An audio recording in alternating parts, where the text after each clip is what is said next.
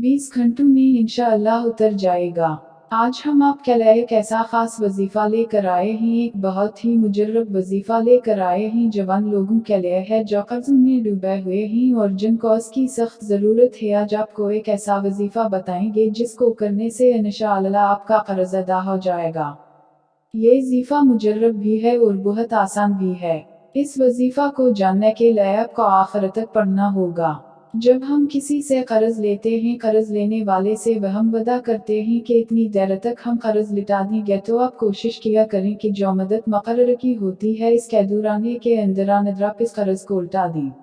लेकिन कर्ज देने की जब बारी होती है तो कर्ज हमसे लेट हो जाता है, जिसकी बदौलत काफ़ी परेशानियां वजूद में आती हैं। बाज़ औक़ात ऐसा भी होता है कि बात लड़ाई झगड़े तक पहुंच जाती है।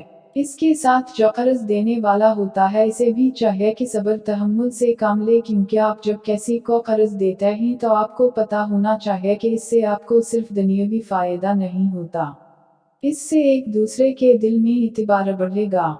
और इसके साथ साथ जब आप कर्ज अदा करेंगे, जब तक मकरूज़ा के पास रहेगा इतने ही दिन आपको इस कर्ज के बराबर सवाब मिलता रहेगा। यानी कि जब आप किसी को कर्ज देते हैं और जब तक वो लेने वाला कर्ज आपको कर्ज अदा नहीं है करता, तब तक आपके नामा अमाल में सवाब लिख दिया जाता है। इसलिए आप भी सब्र से काम लिया करें।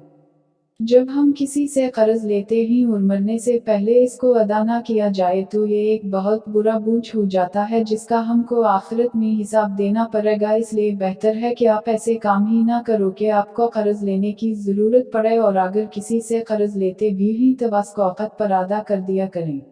अब हम चलते हैं आज के वजीफे की तरफ। नाज़रीन, आपसे गुजारिश है कि इस वजीफा को ध्यान से पढ़ लें ताकि आपको बाद में किसी भी किस्म की परेशानी का सामना ना करना पड़े। आपको सब कुछ पढ़ने से ही समझ आ जाए।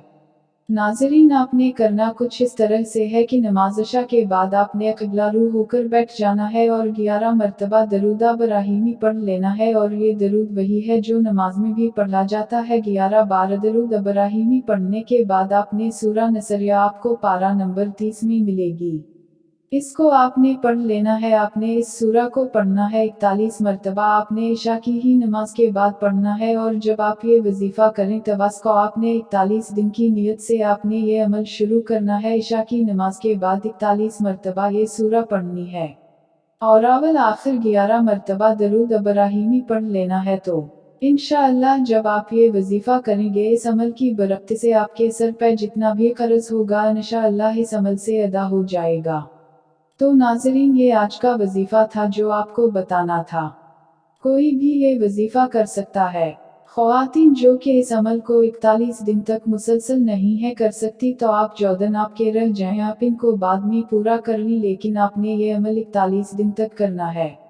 और इंशाअल्लाह इस अमल की बरकत से आपके ऊपर जितना भी कर्ज होगा अल्लाह पाक अदा करने में आपकी भी मदद फरमाएंगे। तो नाज़रीन, आज के इस अमल को सदका जारी समझकर ज़्यादा से ज़्यादा शेयर करें।